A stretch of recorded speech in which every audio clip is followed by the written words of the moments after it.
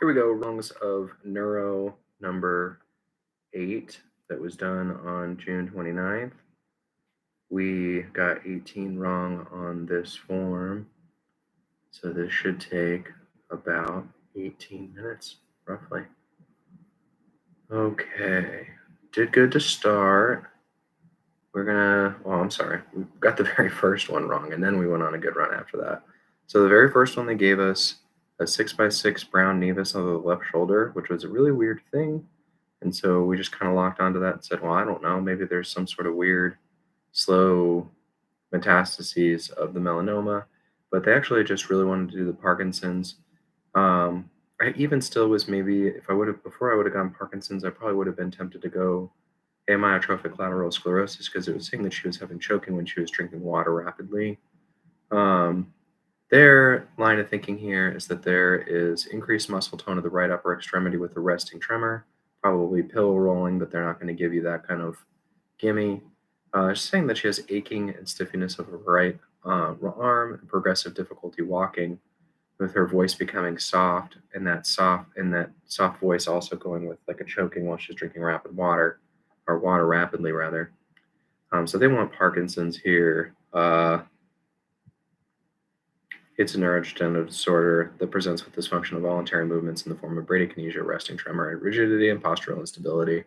So you can use something like Carbilevi as your first line treatment. Now we go on a good run. We don't get another one until 10.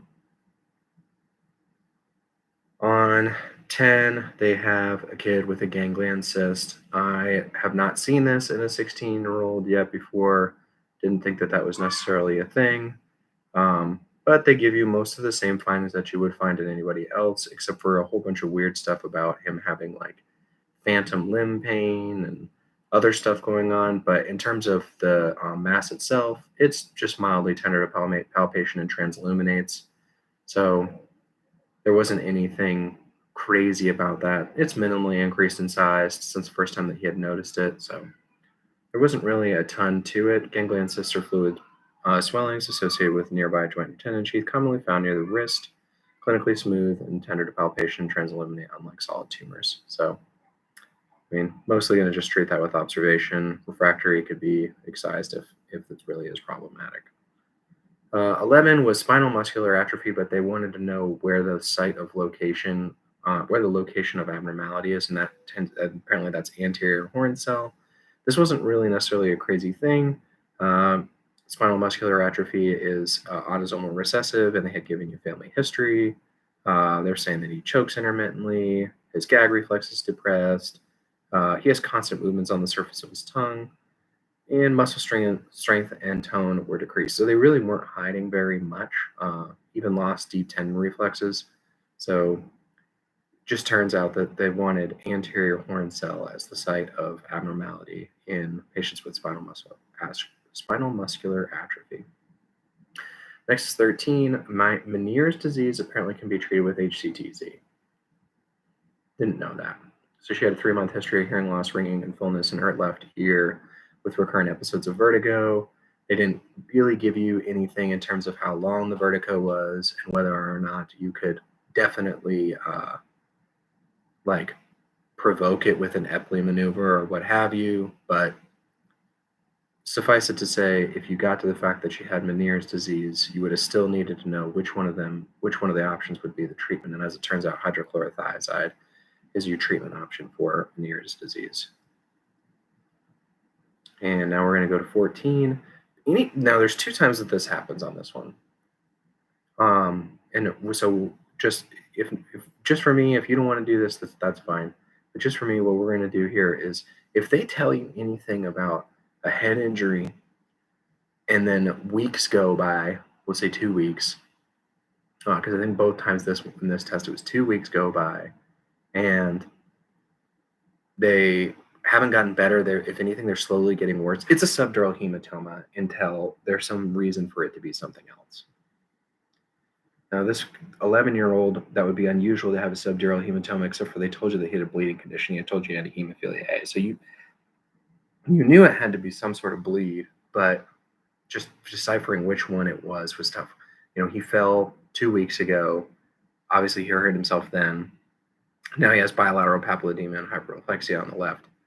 Doesn't matter. The subdural hematoma is just seems to be the thing that they like.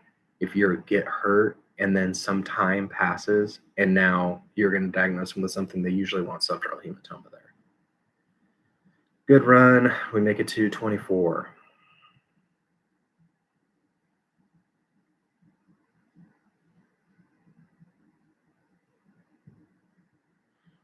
Atrial fibrillation, they, in this test especially, just wanted one drug. They wanted one anticoagulant. Um, I don't know why this particular dude, I'm a 77-year-old, I don't see anything on here about necessarily having a valve issue, what his deal was, but he has atrial fibrillation. They want one anticoagulant. The only true anticoagulant they gave you here was warfarin, so fine, bring on the warfarin. You didn't have a better option. In practice, I feel like I've seen a lot of people do beta blockers. Atenolol specifically, I guess not, but I wouldn't blame somebody if they put that. A lot of people with like some sort of symptoms of atherosclerosis go with clopidogrel. That's not what they want here either. They're just really locking on. He has AFib. Now he had an embolic ischemic stroke. What could you have done to make him not do that? You could have put him on an anticoagulant. They like warfarin for it.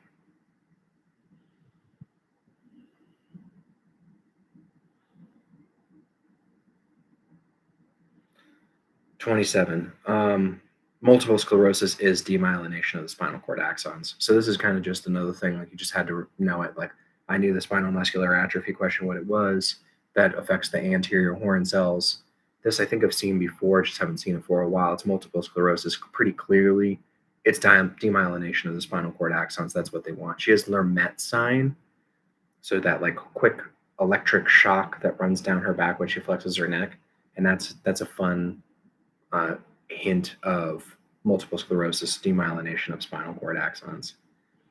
That right here, 28. So this one I really want to read out, right? They're saying that she has back pain for 3 weeks, moderate low back pain. I want to say that she's even tried, yeah, so she's even tried ibuprofen, acetaminophen with codeine, and it's not getting better. But they're saying it hasn't been 4 weeks yet, at least. Acute low back pain lasts up to 4 weeks. And on top of that, they don't have any red flag signs. And the red flag signs, there are many, but I'm going to read them out anyways. No fever, IV drug use, urinary retention or saddle anesthesia, bowel incontinence, progressive, now this one's vague, progressive lower extremity neurologic symptoms, don't know what that means, current or recent cancer history, advanced aged, systemic corticosteroid use, or significant trauma. Some of that's just vague. I mean, what constitutes significant trauma, right? It says in her case, all she was doing was just moving a patient from a bed to a bed. So I would say that that does not constitute significant trauma. I can see their line of thinking. It's been 3 weeks, not 4 weeks. She has no history of IV drug use. She doesn't have a fever. She hasn't had cancer recently. She's not using any steroids. So you can still just do physical therapy. It seems funny to me because usually the other part of this would be physical therapy and ibuprofen or acetaminophen. In real life, if someone comes in with 3 weeks of back pain and then they come and ask you what to do and you tell them, stay with the ibuprofen and acetaminophen, they're going to probably be like, what the hell? But I guess you're just going to give them physical therapy and hope, really, you're just going to hope that it gets better. 29, just haven't seen this for a while, visual loss, saying that he lost his whole right visual field. Okay. Everything on the right got lost. The best way to do that is left occipital cortex. Now, if you do left temporal cortex, which is what you picked, it's going to be a quadrantenopia because it's at that level, at the temporal level, one little piece of the right visual field has gone up, one little piece of the right visual field has gone down. So they're not running together. But then once it gets back to the occipital cortex, at that point, it will have coalesced again, and you can lose the entirety of the right visual field because it's already decussated and decussated long ago. But you've got that coalescence of the two visual fields. So you're going to take that quadrantenopia that you would have had in the left temporal, and you're going to turn it into the entire visual field. So left occipital cortex if they lose the whole right visual field. Another bad run between 31 and 33. 31, yeah, this is just gets it wrong every single. I've found every way to get this wrong. It's a hepatic encephalopathy. He hasn't had a drink for 16 hours. I get it because they're saying that 16 hours hasn't been long enough for you to say that it's like DTs. They don't give you that option anyways. And then if it's 16 hours of alcohol withdrawal, you don't have alcoholic hallucinosis until 24 plus. So at this point, the only thing you should have been expecting from the alcohol withdrawal would have been tremulousness, nausea, vomiting, diaphoresis, and anxiety. It's only been 16 hours. So in that particular case, I guess I get it. I mean, you go with hepatic encephalopathy, and I'm sure that you would give that person lactulose. Yeah, give them lactulose. Next one, I just got to remember that primidone is an option for essential tremor. So essential tremor, he has a rapid low amplitude. So rapid, going very, very fast, low amplitude, not moving very, very far. It happens when his hands are outstretched. There's no tremor when his hands are at rest. So that's a big difference between that one and Parkinson's. Muscle strength is normal. DTRs are normal. Maybe diabetes. He's got some diabetes going on. Doesn't matter to this particular question. What can you give them? Primidone. Primidone for essential tremor. Weird question. I don't know if I've ever seen anything like this on an actual test, but just a weird neurology question where they had an excision of a plantar fibroma in the fastest of 32-year-old dude who's getting a plantar fibroma out of his foot, but saying why is he having hyperextension of the 3 medial digits at the MTP joint? And it's because he has a laceration of the medial plantar nerve. Plantar fibroma is a benign growth of the underlying plantar fascia, may cause pain with ambulation, and can be treated with surgical removal, which is what they did here. Complications could arise, including damage to the plantar nerves, including the medial plantar nerve. So, I don't know, try and stow that away in your weird knowledge bank, I guess. But this was a fun one. It's never fun to get it wrong, I guess, but this was a fun twist. So they have an 83-year-old dude who had the like REM sleep disorder. So he's like acting out his dreams in his 40s. And you see this time and time and time and time again being Parkinson's, and you just don't even think about it. But then this time they tease out the difference between Parkinson's and Lewy body dementia. Okay. So when they're talking about Parkinson's, they say dementia may occur late in the disease, but the motor symptoms should be predominant. Whereas Lewy body dementia is characterized by the presence of Lewy bodies and associated with early, rapid, progressive dementia and functions in cognition, attention, and arousal. So they can also have the REM sleep issue, and they can also, in theory, have the Parkinsonian features like bradykinesia, resting tremor, rigidity, and gait abnormalities, but they have this like much worse dementia and earlier dementia than the people with Parkinson's. And this person's even, interestingly, they're diagnosing him with Alzheimer's disease 1 year ago. And so I guess they're just saying that that's Alzheimer's disease, Lewy body dementia type. Just an interesting caveat there.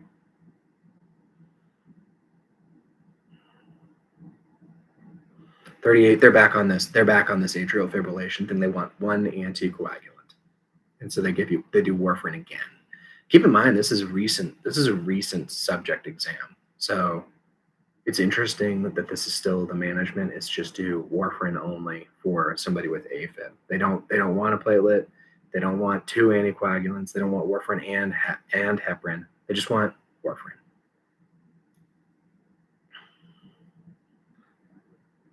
Here is a injury that happened after taking blood from the antecubital vein. So for if no other reason than that, I should have just locked onto median nerve at the elbow because that's where that is, as opposed to median nerve at the intercarpal canal, because that's not where they took the blood. So that's all it was just 2 or 3 sentences of disease script, and it was like, well, 2 hours after they take blood out of the antecubital vein, they have numbness of the thumb, index, and long finger. Motor function's mostly normal except for weakness of thumb opposition. What's the issue? It's like, well, it's median nerve at the elbow because that's where the insult was. So not necessarily a mind-blowing concept there either. This one was kind of weird. So it was a 42-year-old woman with 3-day history of excessive sleepiness, loss of appetite, dizziness, double vision, and staggering gait. And she's basically sick because of her phenytoin, because she has a seizure disorder. So she got sick because of her phenytoin. It made her sleepy, loss of appetite, dizziness, double vision, and staggering gait.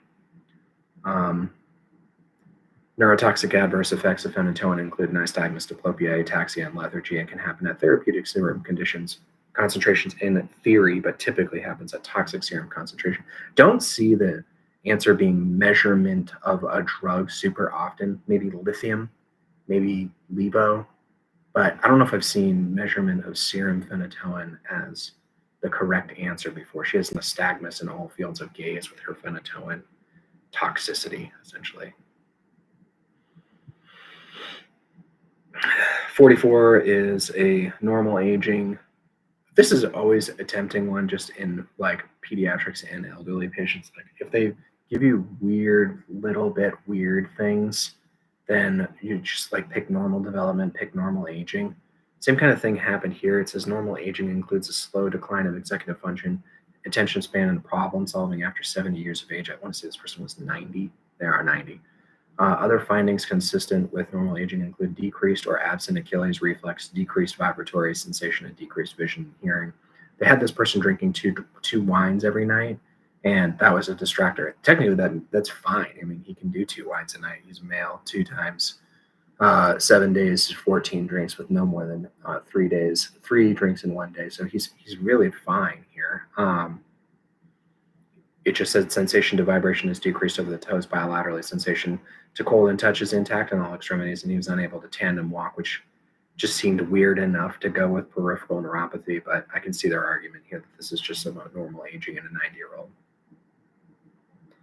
Last one is 48. We made it 18 wrongs, and here is the last one. This is okay. Yeah, we're back on it. Back on subdural hematoma. So earlier we had the kid with, I think it doesn't matter, 8 years old, 12 years old, hemophilia A. He had 2 weeks of weird deficits after a fall, and it was subdural hematoma. And then this time it's 47-year-old woman with 2-week history of worsening left side headache. It's worse when she's physically active and when she lies down. 1 month ago, she was involved in a motor vehicle collision. So again, this is why I say weeks. Weeks would have been fine here because they're saying that her insult happened a month ago in this motor vehicle crash.